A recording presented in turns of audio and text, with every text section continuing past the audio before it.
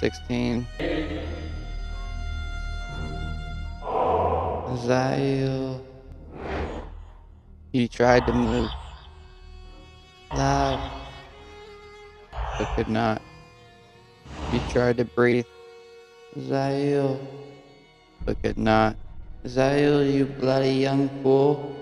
You can't die on me now, damn it. If not for his training, he would have already been dead, for his lungs completely deprived of air. The necromancer tried to talk, but although he knew his mouth was open, no sound escaped it. He tried to open his eyes, and at first they resisted. Only with arduous effort did he manage finally to raise the lids enough to see, and only then did Zael discover that he had been made like Gregis Mossy.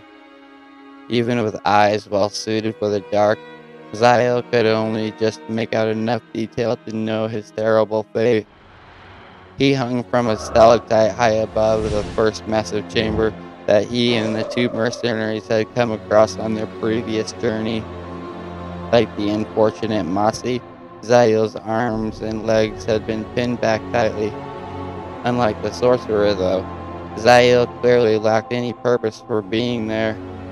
The power that had placed him there desired no sentinel, but rather merely wished the necromancer very, very dead. Zael would die too, and soon. Already, he could feel his body changing, becoming the same as the stalactite. Strange forces leached into his body, altering his structure. Given time, he would become more part of the mountain than even Gregis Mossy. But before that happened, he would suffocate. Zael, boy, you've got to still be able to hear me. Umbar Wessel's hollow voice echoed through the vast cavern, seeming to come from every direction. Straining, the necromancer managed just to make out the passage through which he and his companion had earlier entered. Somewhere within, the skull no doubt still rested, in many ways as trapped as he. His hopes, which had briefly risen, plummeted. What could the bodiless Humbar do for him? Zael's thoughts grew murkier. An immense exhaustion filled him. If you're hearing me, I'm right where you left me. Remember? You've got a sharp mind. You see it in your head?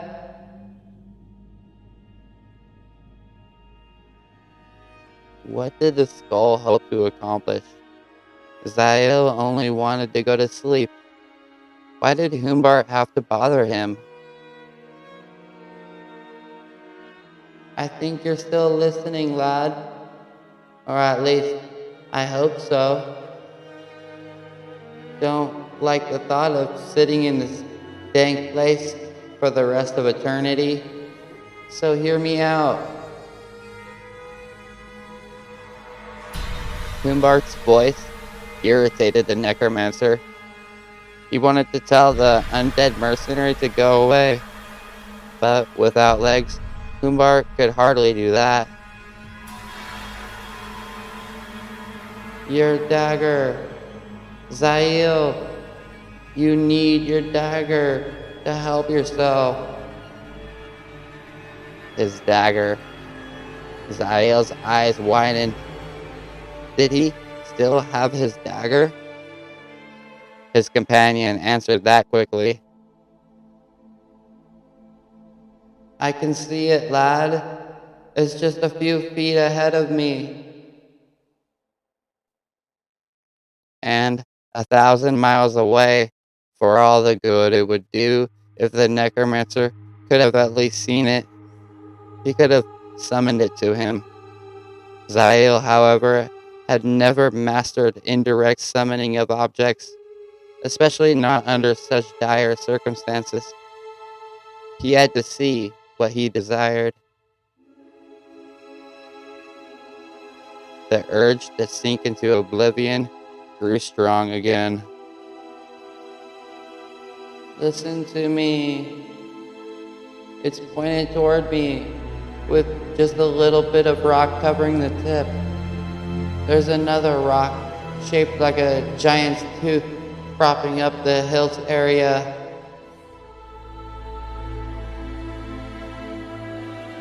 Despite his desire to sleep, Zaya listened.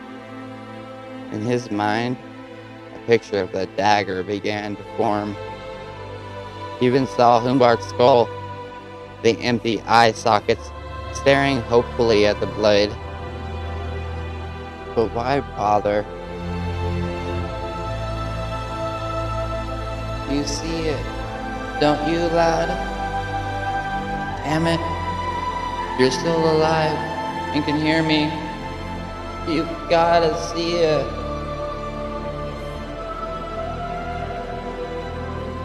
And finally, Zael understood. Humbart had been with Zael long enough to know the skill of the one who had animated him. He knew that the necromancer needed to see the dagger, so the skull sought to create a perfect picture for him. It would never work. Or would it? It would require what remained of the air trapped in his body, the minute particles here and there that had enabled Zael to last 4-5 times longer without breathing than a normal human man. Zael would have to squeeze his lungs completely empty in order to draw enough strength for this one spell. Meanwhile, Humbart went on with his descriptions.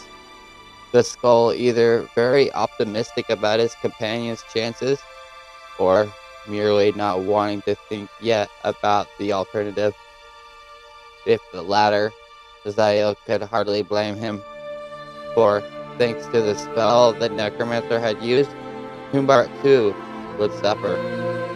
If someone did not find the skull, then unless the rest of the passage collapsed and shattered him, the former mercenary would be trapped in Nymyr forever, his spirit unable to move on.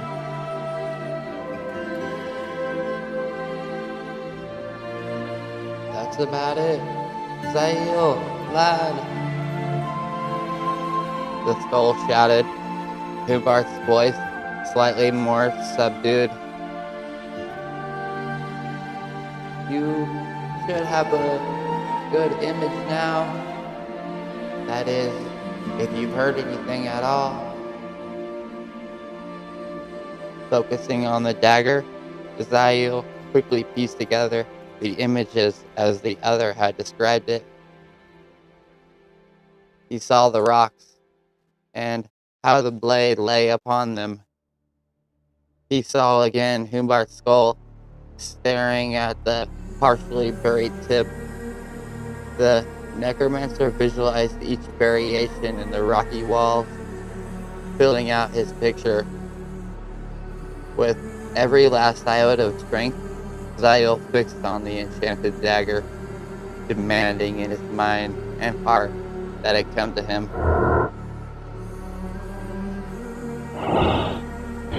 Zael! Something gleaming flew out into the cavern as if shot from a crossbow. The trapped necromancer immediately focused on it.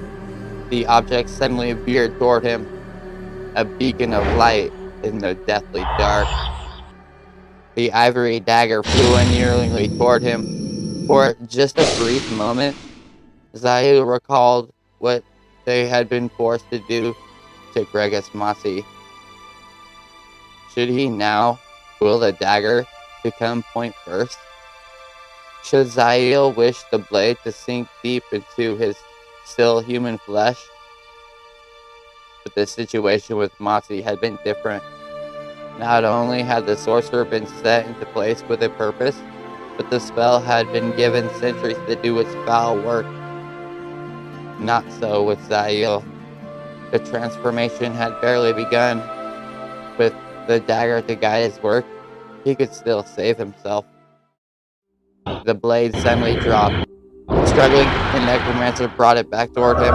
His concentration had slipped, and worse, he felt his will ebbing. "Come to me," he called in his mind. "Come to me." It did, moving with such swiftness that at first it seemed it would yet slay him. Only at the last moment did the dagger suddenly appear, darting around Zael and the stalactite, forcing itself into the necromancer's encrusted hand. The moment the hilt touched, Zael found he could move his fingers. Gripping the blade, he channeled his strength into it. His lungs screamed, his heart pounded madly, but the imprisoned spellcaster would not give in. As if struck by lightning, the shell around him shattered. Weakened, Zael plunged earthward.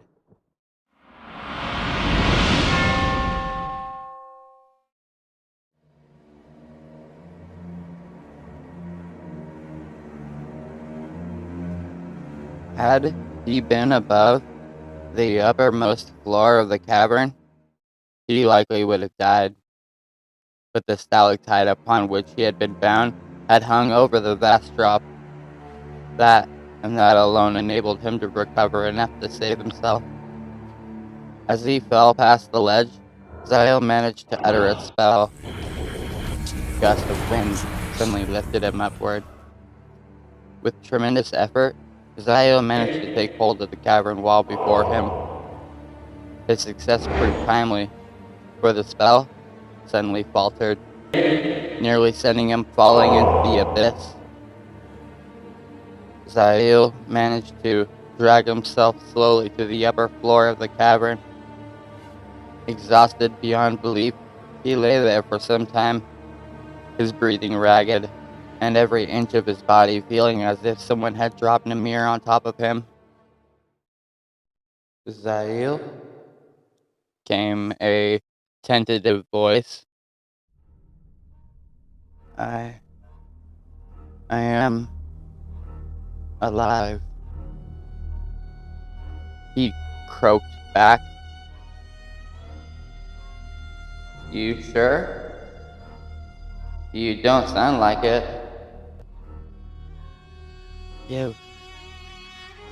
Give me time. "Ain't like I'm going anywhere," mumbled the necromancer's companion. Gradually, Zael's breathing normalized. His body continued to ache, but at last he could at least move. Under the glow of the dagger, Zael discovered he had not escaped unscathed. His clothing had been reduced to shreds, and his skin had scars everywhere from where the spell had caused the stalactite in his body to begin to merge. Zael had no doubt that his face too bore such marks, but he thanked the great dragon that his life had been spared. On unstable legs, the necromancer finally returned to the passage in which the attack had taken place. The rock slide that he and Captain Dumont had discovered had all but vanished, almost as if had been blasted away by some tremendous force. Zael held the dagger before him, just in case he might be assaulted anew. He could sense no danger, but still, several yards in, he came across the skull. "I am not ready to join you in the afterlife, Umbart." Exhausted again, the spellcaster sat down on a large rock. "Tell me exactly what happened to me." "After the two beastly hands clamps tied on you, you dropped the blade. I worried then that they might flatten you like a bug, but instead, those rocky mitts began moving you along the walls, heading toward the cavern. They ran you right through the collapse, sending more rock tumbling to me. You know, I almost got cracked like an egg." Zael could appreciate the skull's apprehensions, but he wanted to hear the rest. Go on. That's it. You vanished from sight. There was a flash of some ungodly light. Then I started shouting my head off. And I thank you. You saved me. The skull somehow made a snorting sound. Well, I had to. Who else is gonna carry me out of this place? Zael frowned as he looked past Humbart. What the skull could not see, apparently could not guess, was that farther ahead, a ton of debris now sealed the entrance quite thoroughly. The necromancer doubted that he could either dig or magic his way through. That meant finding an alternative route of escape. Come, Humbart picked up the skull and started back into the cavern. You're going the wrong way, lad. No, I'm not. A moment of silence. Then, oh, the pair entered the vast chamber. Holding up the dagger, Zael surveyed his surroundings in every direction. We go that way, he finally said, indicating the mouth of the passage up near the very top of the chamber. That way. And by what route? Humbart had asked an excellent question.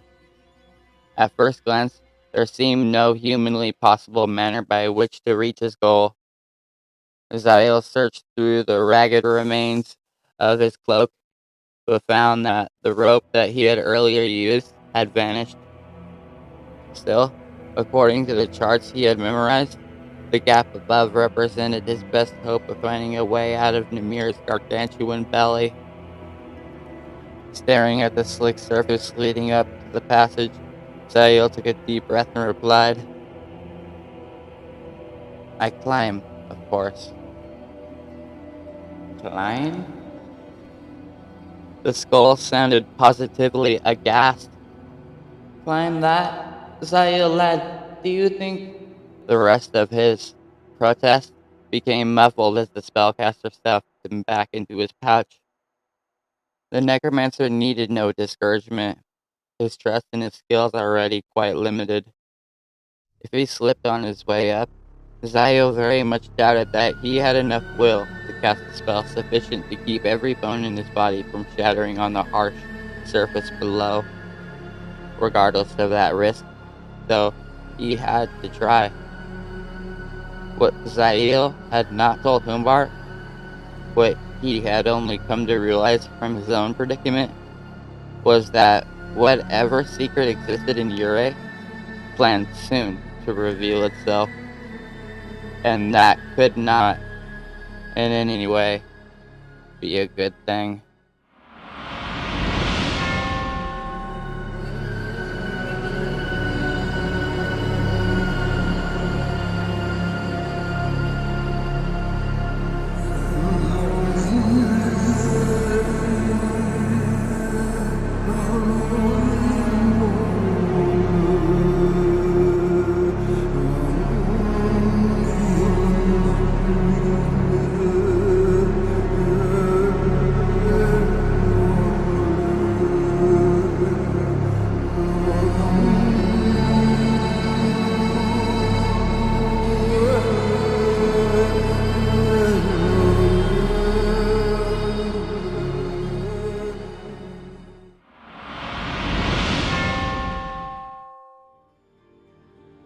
Gorst came to see Kentrell, the giant not at all in a good mood. Albort's not back.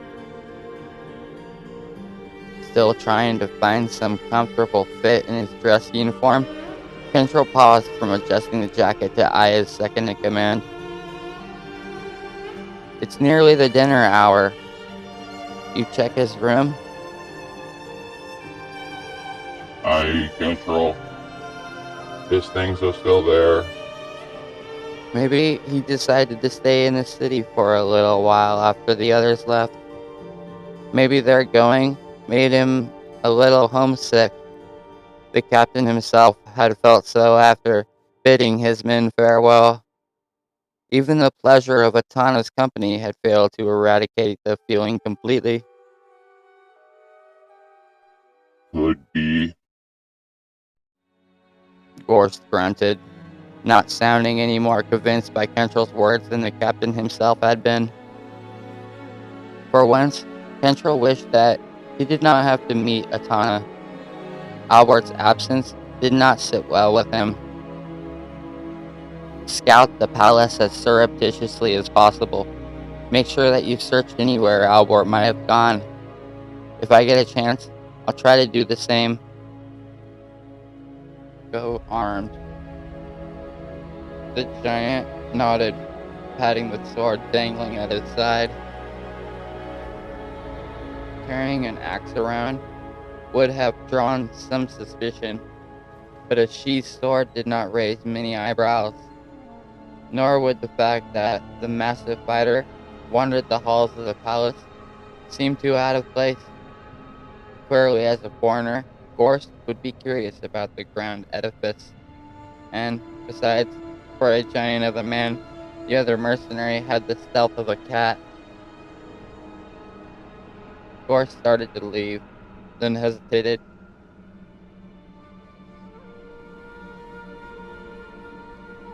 Control. If I don't find Albert in the palace at all, should I maybe go take a peek in the city? Captain Dumont thought it over, weighing options and lives. Finally, hoping that Albert would forgive him, he answered, "No. If it comes to the point of searching the city, we go together, or we don't go at all."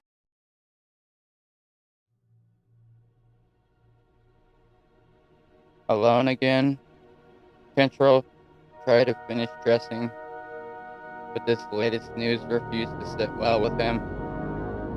Now both the necromancer and Albert had gone missing.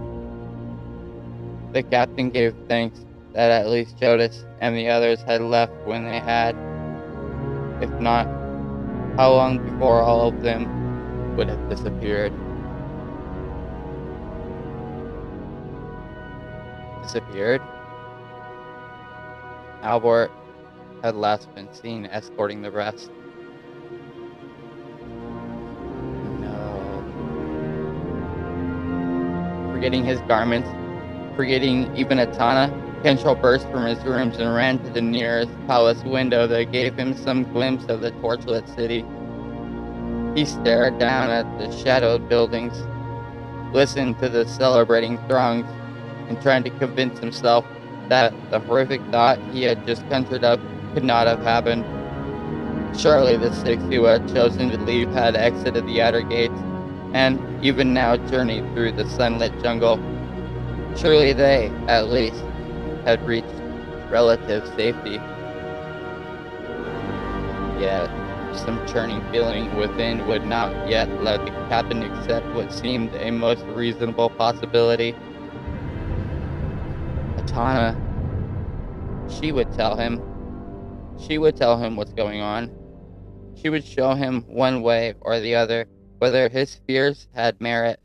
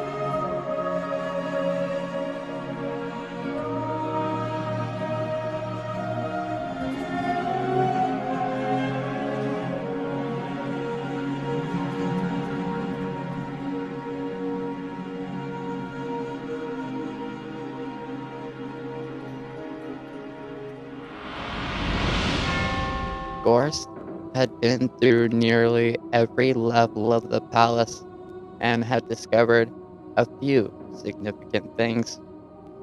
Most important of them was that almost all of the servants and guards had vanished. Only those he would have expected to see in the vicinity of his and Kentrell's quarters seemed to still be active. When he secretly visited other floors, the halls remained empty, silent. Even the many courtiers who had clustered around the ground hall during Lord Khan's announcements could not be found. It was as if only a skeleton crew manned the vast edifice. The giant had not yet concluded his hunt, but had already seen enough that he knew he had better report to his captain. Kentrell would understand what this all meant. Gorst admired his commander and friend immensely and trusted his judgment, except perhaps sometimes with Khan's daughter. Then it seemed that the captain on occasion lost track of matters. Of course, if she had focused her beauty on Gorst, the giant suspected he probably would have been even more befuddled. Battle was one thing, but women were 4, 5, 6 complex things all at once. He slipped past 2 watchful but unsuspecting guards near his own rooms. Then, pretending to come from a side hall, nonchalantly walked into sight. Although he did not see their eyes move or sense them suddenly take in his presence. They were good, but not good enough. Reaching Kentrell's apartment, he rapped twice on the door. When no one answered, he repeated the action, this time much harder. Still, no response. While it seemed very likely that the captain could be found with a Tana, Gorst nonetheless felt his unease grow. He could not imagine what he would do if now Kentrell too had vanished. While he could certainly think for himself, Gorst worked best when given orders. The giant had started to turn back to his own rooms when a hint of black at the back end of the hall caught his attention. He glanced in that direction, but saw nothing. Still, one did not survive long as a mercenary by ignoring such things. Reaching the location without alerting the guards proved simple enough, but trying to find the source of the momentary patch of black afterward turned out to be much harder. Gorst soon began to wonder if he had imagined it. He could find no trace whatsoever in the hall, and unless somehow it managed to melt into the wall. And then the giant's sharp eyes noticed part of a door frame ripple. Curious, Gorst reached out and gently touched the area in question. The left side of the frame suddenly lost all but a vague semblance of normalcy, rippling so madly it almost seemed as if he stared at it through flowing water. A second later, even that vestige of reality faded away, and suddenly, the battered, torn body of the necromancer Zael fell toward Gorst. The startled giant barely caught him in time. Zael groaned slightly, clutching at him with what little strength remained. "Get me," the slim, pale figure gasped. "Get me inside room." Making certain that no one saw them, Gorst carried the spellcaster into the room set aside for him. He quickly lowered Zael onto the bed, then anxiously looked for something to give the injured man. "Open the pouch, damn it." At first, Gorst thought that the necromancer had spoken, but a quick check revealed Zael's eyes were closed, the spellcaster's breathing slow but steady. The giant finally recalled Zael's disturbing companion and where best to find him. It had probably been fortunate that the skull had spoken, for when Gorst reached for the pouch, he saw that, like the spellcaster's clothing, it too had been ripped in several places. Hints of its grisly contents could be seen through the tears, and, if not for some luck, Gore suspected the contents would have spilled out long ago. Gingerly removing the skull, he placed it on the nearest table. My thanks, lad. Didn't think there for a while that we'd make it back in one piece. Gorst tried to remind himself that he had spoke with a fellow mercenary, not simply the skull of a man dead for centuries. What happened? Young fellow there tried to conjure up the spirit of old Gregus. Only when Gregus did show up, he wasn't old, and he wasn't by far in a good mood. He tried to warn us, but right when he spoke, the very walls grabbed for poor Zail. Humbar went on to tell of a most horrifying fate that the necromancer had only barely escaped with the skull's assistance. Then the arduous climb out of the caverns and the exhausting return to the palace. The tale would have struck Gorst as half fanciful, if not for all else had gone on. Let no one tell you, the skull concluded,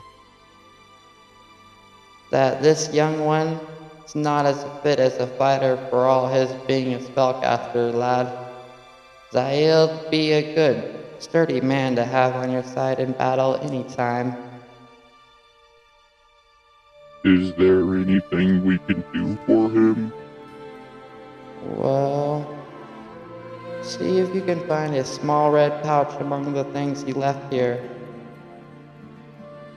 Picking through Zail's meager belongings, Gorst found the pouch in question. He held it up. Aye, that's the one. Now, if there's no curses or wards on it, open it up. The giant obeyed, only after undoing the strings realizing just what Humbart had said. Fortunately, nothing sought to strike him down or reduce him to dust.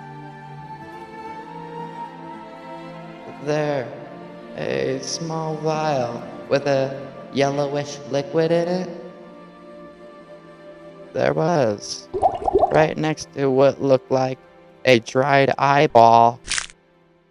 Swallowing, Gorst pulled out the vial, then immediately sealed the bag. Pour it down his gullet. I saw him use that kind of stuff once after a thorned Hulk almost beat him into the ground. Of course, Zail did manage to blast him to splinters in the end. When opened, the thick, ugly liquid proved to have an odor well matched to its appearance. Wrinkling his squat nose, Gorst went to the unconscious figure and, slipping his other hand under the back of Zail's head in order to lift the latter up slightly, the mercenary carefully poured the contents into the other's mouth. Zail coughed once, then swallowed everything. Suddenly, the necromancer's entire body jerked wildly. Dismayed and startled, Gorst pulled back. Thought you said it would help him. The skull did not reply. The jerking abruptly ceased, and Zail began to cough again. As he did, the peculiar wounds over every visible part of his body began to seal, even fade away. The giant watched in amazement as, in but seconds, what little color the spellcaster had ever had returned, and the last of the injuries utterly vanished. Still weak, but cleverly recovering, Zail eyed the soldier. And don't I get any credit? Grumbled Humbart Wessel. Isn't like it's my fault that I haven't any hands, or I'd have fed you the stuff myself. I definitely thank you too, Humbart. The necromancer tried to rise, but could not. It appears I need but a few minutes longer. Perhaps it would be best if you brought Captain Dumont to see me. There is much we need to discuss, Can't find Cantrell. Gorst admitted. Can't find anyone but you so far. The silver almond-shaped eyes that did and did not remind the giant so much of Quothson's narrowed in suspicion. No one? Albert's gone missing. That worried Cantrell enough, so he sent me looking around the palace. Couldn't find Sin. Couldn't even find hardly a soul anywhere besides on this floor. Seems the whole place is all but empty. Yes, that is making more and more sense, I am afraid. This brought a snort of disapproval from the skull. Now, you said that once or twice while climbing out of Nymyr, and you still haven't explained to me just what you mean. Zael frowned, and that is because I do not yet completely understand it myself. Gorst knew he understood less than earlier, but one thing of which he felt certain that was his captain had gone missing, and that meant only one course of action as far as he was concerned. I need to find Cantrell. It might be best, Come with me or not. the giant said, determination hardening. I'm going after my captain. The necromancer forced himself up. Give me just a short time, Gorst, and I will be more than happy to help you search. I think it might be best if we left Ureh and its shadowed past. The Holy Kingdom seems to me anything but. Despite his impatience, Gorst agreed to wait. He knew that magic was involved and knew that against such he had little hope. He could wield an axe or sword well against any blood and flesh foe, but against magic he felt pretty much defenseless. Having Zaio with him would help even the odds. Gorst had already seen how skilled the man was. It took the necromancer some minutes to recover his strength sufficiently, and a few more minutes to do anything about his ruined garments. Gorst expected him to magic up some new clothes, but instead, Zaio went to his pack and removed an outfit nearly identical to that which had been torn to shreds. Only the cloak could not be replaced. We shall have to find you a new pouch, Zaio commented to the skull. I fear I do not have another large enough in which to place you, Humbart. Well, I'm not staying behind. If you don't. Gorst did not want to have to wait for them to finish arguing. I've got a bag big enough. It can tie to your belt, just like their old one. Zael nodded. Then it is time to go find the captain and be rid of this place.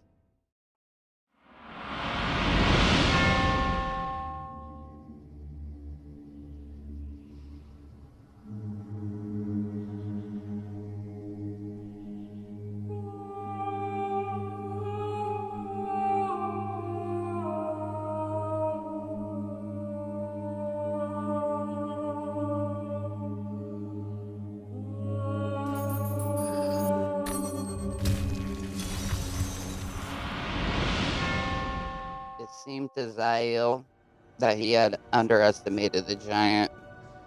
Gorst appeared far more clever, far more adept than the necromancer had assumed.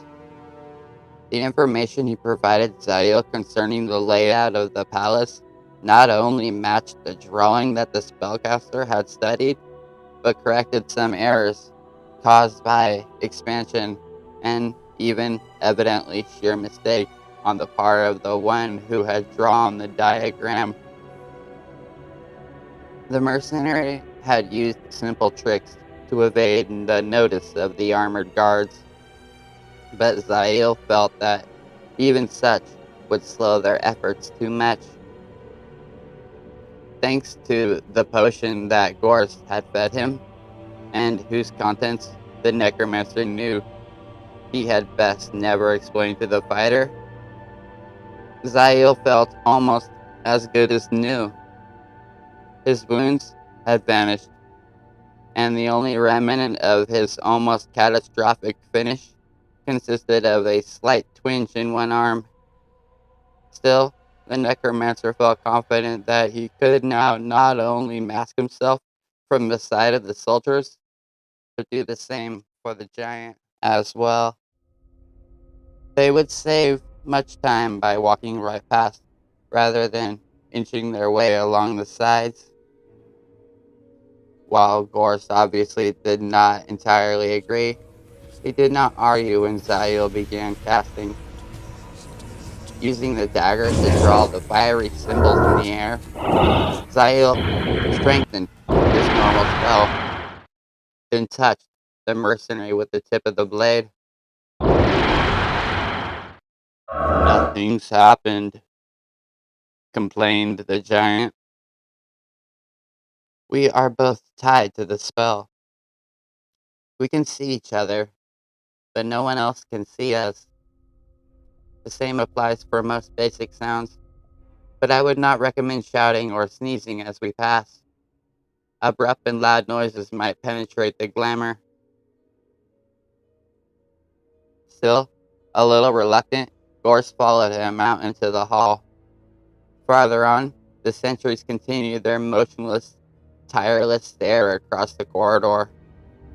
Zael could not help but admire their training, so akin to his own. Each of the 8 men stood tall and straight, armed alternatively with sword or axe. They almost could have been mistaken for very lifelike statues. Their nearly identical faces and expressions only served to emphasize that look and, in addition, had made Zael early on wonder if they were perhaps all related.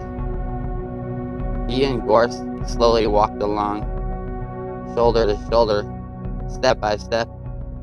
They passed the first pair, then the second, without any notice whatsoever.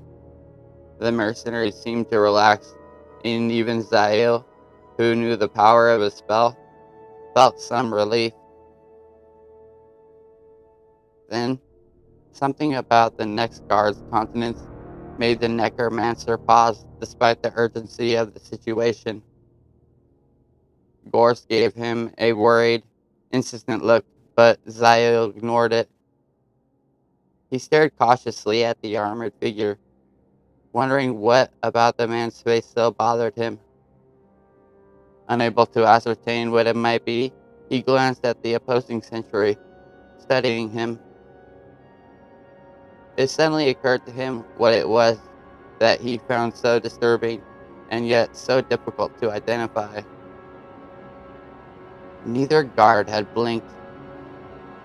Zael had waited far beyond reasonable human limit, and yet neither had reacted like a normal man. No matter how well trained these guards might be, surely they had to blink at some point, and yet they did not. Zael wanted to tell Gorst, but feared risking his spell. Once they were far past, he could tell the other of his disquieting discovery. For now, it behooved him too. The unblinking eyes of one of the guards suddenly shifted in his direction, meeting the necromancer's widening gaze. "They see us!" Zael shouted. Everyone moved at once. Gorst had his sword out and ready to confront any of the four they had already crept by. The one who had met Zael's eyes leapt forward, axe swinging, face completely expressionless. The other 3 moved in behind him, similar blank looks on each. Dagger before him, Zael muttered, "A black spear." briefly materialized, then shot directly into the chest of the first attacker. The armored sentry hesitated, then continued as if unhindered. The results did not please the necromancer. Never before had he cast a spell of weakening and seen it completely fail. These guards were more than simply men, and because of that, possibly more than he and Gorse could handle. If he worried about such things, the gigantic mercenary did not show it. In fact, whereas Dariel's magical assault had failed, Gorse's considerable skill and strength made up for it. The first to reach the wild-maned fighter moved in with the obvious intention of quickly decapitating Gorse with his axe. Seemingly outfought already, Gorse waved his blade wildly about, leaving himself wide open. However, as the axe neared, the giant did an amazing thing. He let the head and upper part of the shaft come within inches of his throat. Then, with one meaty hand, stopped the axe in mid-flight, and finally ripped it from the hands of its wielder. Although disarmed, the guard charged forward, keeping the handle foremost. Gorse slammed the sentry hard in the stomach. Metal bent in, and a gasp of air escaped the giant's otherwise emotionless foe. Not satisfied with forcing his enemy to double over, Gorse swung hard, using the flat of his axe to strike the guard solidly in the face. A face that shattered. The fragments fell away. Within the helm, utter darkness reigned. To his credit, the mercenary did not even wait for the pieces to hit the floor. Quickly twisting the axe around, he did as adversary had intended for him, slicing off helmet, neck brace, and whatever else might have held him in place. The now completely headless figure collapsed with a clatter onto the marble floor. They're not alive. Gorse shouted needlessly. But they can be stopped. Zio returned. Now that he knew better what they confronted, the necromancer felt more confident. Small wonder his spell had failed. He had based his work on the type of enemy he assumed he had faced. These were not men, no. They resembled golems of a sort, and as a necromancer, he had become well versed in dealing with their like. For the followers of Rathma, animating a construct, a figure of clay, stone, or some other substance, had been an art hand in hand with their dealings with raising the dead. In many ways, animating a golem required many of the opposite elements needed to summon a spirit or revive a corpse. With the latter, one brought back what had once been life. With the former, one imbued that which had never known life with the semblance of it. Dodging the sword of his nearest opponent, Zail ran through the spell for creating a golem, then reversed it. Hoping he would not misstep, he shouted the words not only in the latter order, but completely backwards as well. Everything to create the opposite effect. The guard dropped his sword, and his hand, and his arms, and legs, and head and body.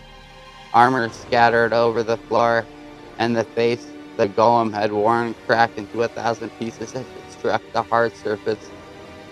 A second one nearly caught the necromancer while he stood admiring his work. The axe came within inches of Zael's chest. Only barely did Zael manage to spout out the altar spell again before the monstrous sentry could try a second strike. Something different happened though. The guard lost his axe, and his actions became uncoordinated, but he did not crumble as the first had. In fact, Zael could see him slowly recovering, his movements returning to fluidity. The golem had adapted to his spell. Behind him, Gorse grunted as he lifted another adversary up into the air using his spiked head of the axe. Had the guard truly been human, he would have been impaled to death, but the golem only struggled, trying hard to reach the giant with his sword. With massive effort, Gorse used the axe to throw the one construct into another. The force of his toss caused the one beneath to shatter when the pair hit the floor. However, the first rose again, a gaping hole in his armor where his chest should have been. He seized the axe left behind by his fellow and moved in to match weapons with the mercenary. Zael, meanwhile, found himself hard-pressed against his three foes. Reacting instinctively, he summoned the talon of Tragal, which had served him so well in Gregis Moxie's sanctum. The bone spear shot through the foremost golem, the one he had already slowed. The damage caused by both spells proved too much for the animated guard to overcome.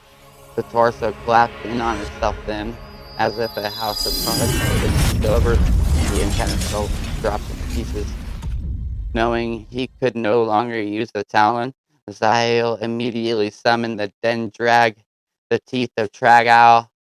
The combination had perfectly finished the carpet beast and surely would serve us well here. But when the shower of swift, deadly shafts struck the pair, most bounced off. The necromancer could scarcely believe what he saw. He had heard no tale of the teeth ever failing. True, some of his missiles did not pincushion the two golems, and had even managed to disarm the one who had wielded the axe. But other than causing some slowness of movement, the projectiles had succeeded in doing little else. It occurred to him, then, that the similarities between the teeth and the talon had enabled the golems to adapt to the former as well. Zael cursed his stupidity, then saw some other spell not at all akin to any of those he had cast. He had to think fast, too, for although the animated centuries clearly respected the power of his dagger, its short length meant that they still had the advantage of reach. As the one who had been disarmed bent to seize the axe again, the necromancer's remaining opponent thrust hard with his sword. The tip of the long blade came within an inch of Zael's throat. He backed away, colliding with Gorst, who had been pressed back by his own remaining foes. An idea occurred to Zael, one he hoped would not prove wrong, or else he would be sacrificing both their lives needlessly. Gorst, we need to switch opponents. Switch? Why? Just trust me. When I give the word.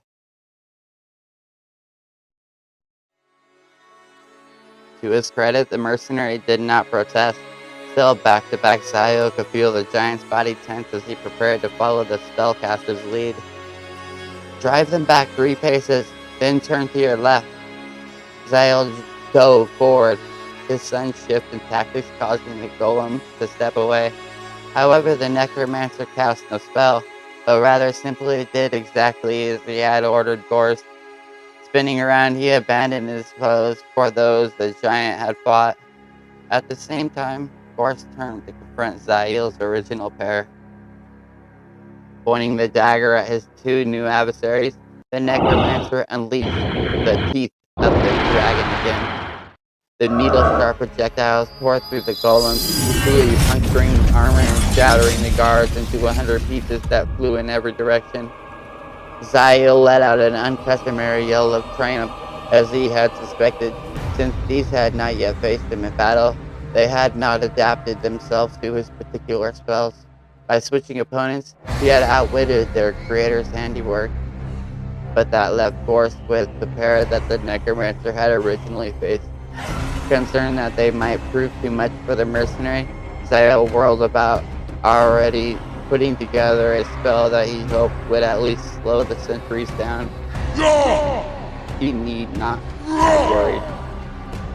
Gorst had the situation well in hand, and one of the golems in hand too.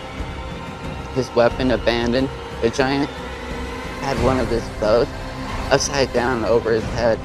Without hesitation, he thrust the golem toward the floor as hard as he could. Anywhere Gorst was. He was hard indeed. Helmet and false face tumbled into an unrecognizable jumble. The massive fighter tossed the rest of the body away, then turned on the final golem. Undaunted, the construct tried to cut a deadly arc with its sword. However, Gorse, moving far more swiftly than his form warranted, seized the wrist of the sword arm and tugged. As the guard fell toward him, the mercenary slammed his fist through the emotionless face with such force that his hand dented the inside of the back of the helmet. Seemingly determined not to take any risk, Gore stripped the helmet off, and he kicked with his foot at the creature's chest. The last golem fell back onto the floor and broke, limbs clattering in various directions, bits of armor spinning about. "Now what?" asked Gorst as he retrieved one of the axes. "As you said, we find Captain Dumont." They hurried down the hall again, the silence and emptiness of the palace doing nothing to ease Zail's concerns. Surely the commotion caused by the battle should have sent more guards running to aid the others. Where were all those who had once inhabited this place? More to the point, where was Captain Dumont? In a place so huge, with so many hidden passages, how could they possibly? What a fool he had been. Zail halted, Gorst nearly running him down in the process. "Do you have anything of the captain's on you? Anything at all? If not, we'll have to return to his chambers." The giant brooded over the question for a moment. Then his face brightened. "Got this." He dug into a pocket and removed a small, rusted medallion with the picture of some bearded western monarch upon it. In badly worn script around the edges had been inscribed, "For honor, for duty, for king and kingdom." Kentrell got it from his father, carried it with him for years.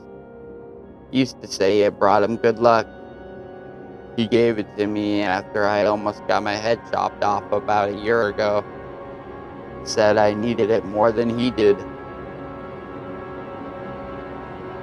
Not exactly what Zail had hoped for, but of course, Ureh had not already yet overwhelmed the older ones sent into the medallion by Captain Dumont, then it could still be of use in tracking the missing mercenary down.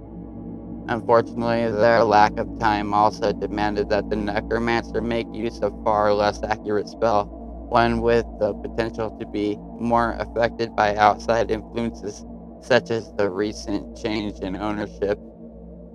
Zail had to try, though. Holding the medallion in his right hand, he dangled the tip of the blade over the center, all the while muttering under his breath.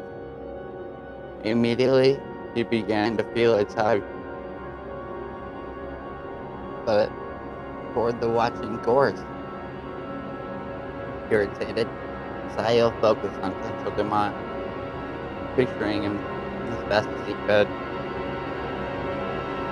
Now the pulling came from another direction, an area near the Grand Chamber, but an area of which the necromancer knew little. Muttering a few more words, the necromancer tightened the focus, his spell to make certain, then nodded to Gorse. "Did you find him?" Holding the rusted memento before him, Zail checked the direction a third time. The invisible force continued to pull him toward the same path. "He is most definitely that way." Axe gripped tightly, Gorse trailed close as Zail followed the guidance of the bewitched medallion. As they proceeded, though, the spellcaster noticed an unnerving peculiarity about the lit torches and oil lamps nearby. The flames flickered rather oddly, and Zail thought that the light actually looked darker, as if something drained it, of its own natural fury. Their path led them to a secluded door, through which they entered without hesitation. Before them, the pair found a passage descending below the main palace, a passage that neither could recall from the drawings. Of course, did not like the dim illumination that came from everywhere and nowhere, and even the necromancer felt a chill up and down his spine. But down they went, certain more than ever that they would find the captain. At the bottom, the duo came upon an immense iron door, the head of a fearsome gargoyle with features like those of ones he had seen outside, thrust out from the right side, a large ring in its mouth. Gorst put an ear to the door, a moment later shaking his head. I can't make out a sound. He tugged on the ring. It's too strong for me. I'll just ruin the handle trying. Let me see what I can do. Slipping around the giant again, Zaya leaned close with the dagger. He sensed great forces in play, not only around the door, but beyond.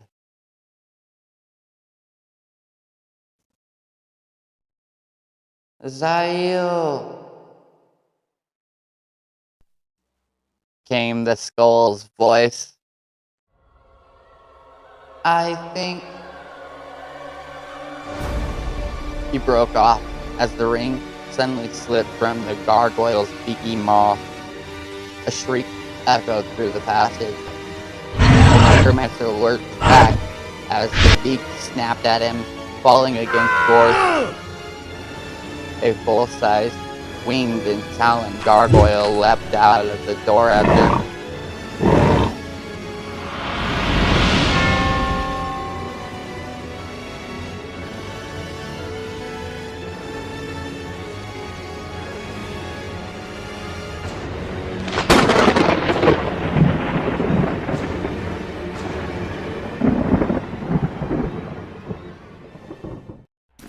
They had left him unable to move, but at least able to talk, and Kendrill saw no reason to remain silent. Sin, snap out of it. Can't you see how wrong everything is about this? You're under a spell yourself, damn it. Do relax, Dumont. Such an ungrateful cretin you are. Immortality, riches, power. I thought that's what a mercenary dreamed of. It was no use. Quoth Sin could not see past whatever had been cast upon him. Lord Khan had preyed upon the sorcerer's greed, just as the captain himself had when first instigating Sin to persuade their host to make Ureh part of the mortal world again. Or had their host needed any convincing? It had been Atana who had first broached the subject with Kentril, telling him that they could be together if her father did not decide to try once more to follow the path to heaven. The mercenary realized that he had been duped. Juriscon had no doubt sent his daughter to fill the gullible captain's head with such notions, knowing that Kentril would do his utmost to sway the Vajeri. Both he and Sin had been played like puppets, or worse, fish on a line. Fate had been set to catch each. Then the Lord of Ureh had reeled them in with ease. It's quite ironic. I had only just sent my darling daughter to find you when you apparently came looking for her. I had meant to wait longer to cast the spell, but my children were so eager, so hungry, that I was forced to move the spell to this night.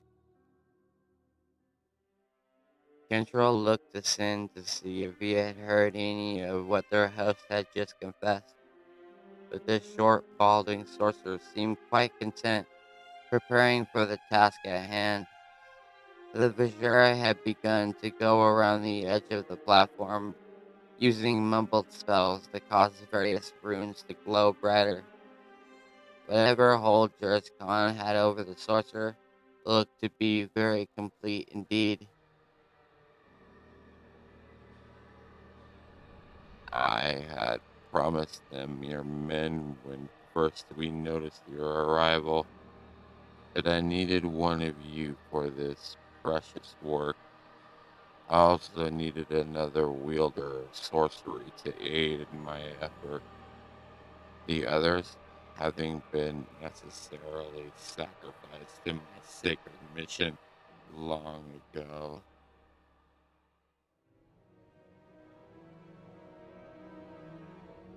Gragasamatsi never tried to destroy Ureh, did he?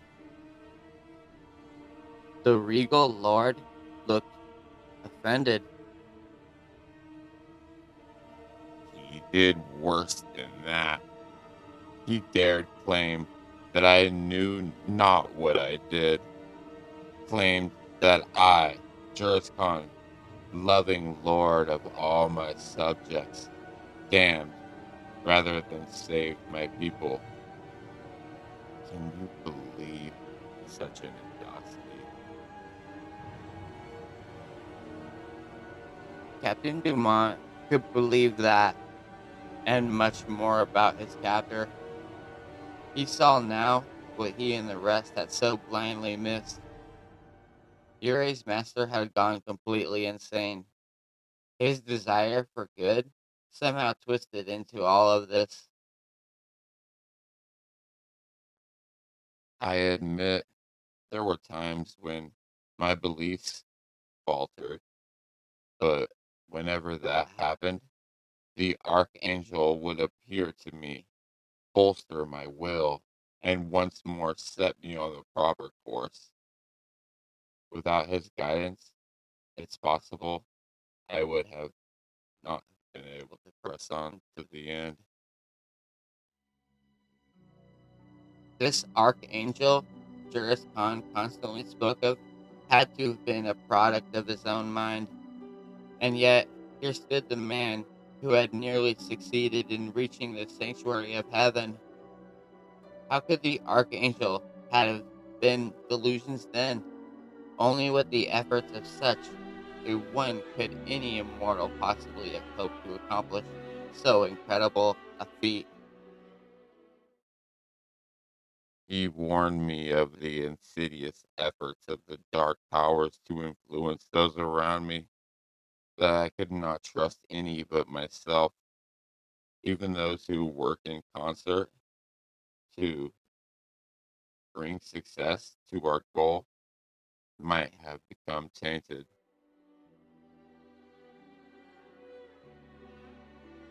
Khan wore an expression of intense pride. And so I cleverly planned to make certain that none of them would have the opportunity to betray me at the moment of our destiny. When the priests and spellcasters had gathered to do their part, they had not realized that their master had something else in mind in addition to their work. Devised in secret, Ureh's monarch had instituted a second spell, one so enmeshed in the principal effort that none of his underlings would take notice of it. Each would unknowingly assist in ensuring that there would be no attempt to usurp the holy quest. Juris Khan had laid within the master spell a means by which to slay each and every one of those who had aided him. Their fates had been decided the moment they had begun. The spell that had sought to cast Ureh to heaven had not only drawn from the innate magical powers of the world, but had also done so with equal force from the casters themselves. It had all been so well planned, down to the most delicate of details. Kentrell's captor went on. I could feel Ureh's soul being lifted from its earthly shell, and the life forces of the corrupted ones being leached from their treacherous selves. But he had underestimated one among them, the one he should have most watched. Regis Motsi, trusted, confident, and nearly son to the elder ruler, a sorcerer, knowledgeable and skilled. Along with the priest Tobiah, Motsi had been the one who had most contributed to the breakthrough needed to make the great spell possible in the first place. I saw it in his eyes. I saw the moment when he comprehended what the spell sought to do to him. He did not realize that I had done the altering, but he knew nonetheless the result.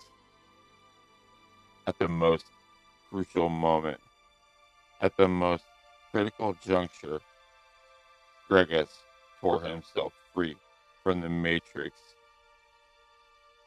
we had all created. The instinctive reaction had done more than save Motsi. It also created an imbalance that had ripped the soul of Ureh free from the mortal plane, but instead of sending the realm to heaven, had left it in a shadow, timeless limbo. With the aid of the rest of the kingdom's sorcerers and priests, Juriscon might have been able to correct the matter and complete the quest for Holy Sanctuary, but his spell had done to them what it had failed to do to Gregis Masi. The one exception proved to be Tobiah, whom Providence had saved virtually unscathed. Lord Khan had decided that this had meant the priest had been chosen to live, and it pleased the monarch to know that the one old friend of his had remained true. With Tobiah, Khan had immediately worked to find freedom from their endless prison, but all plans had failed. The people had begun to panic, to fear that they would be trapped forever.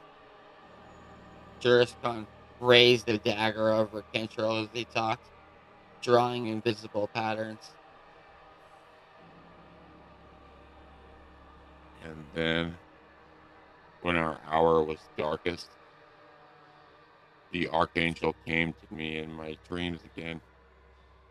As you already know, he could not alter what had happened, but he could at least guide and, more important, assist me in fulfilling my people's destiny. The Heavenly One showed me how to open a door of sorts, let his power flood into me, let his wishes and mine mingle, and from there, touch my children. However, when he found out about this new gift, Tobiah had proved to be a most jealous priest, at least in Khan's eyes. He had confronted his old friend and claimed him to be not the recipient of holy powers, but tainted by infernal ones. The priest had even had the audacity to attempt to restrain his lord, but Juriscon had easily overwhelmed the misguided clergyman. With saddened heart, he cast Tobiah into the ancient dungeons below, hoping that someday the priest would shake off the sinful thoughts and return to the fold. Unhindered now, Lord Khan had acted upon the Archangel's dictates, creating spells that would help preserve his precious children while he sought a more permanent remedy. The Archangel showed him how to keep the people calm, how to open up each to the subtle administrations of other angels, one for each person.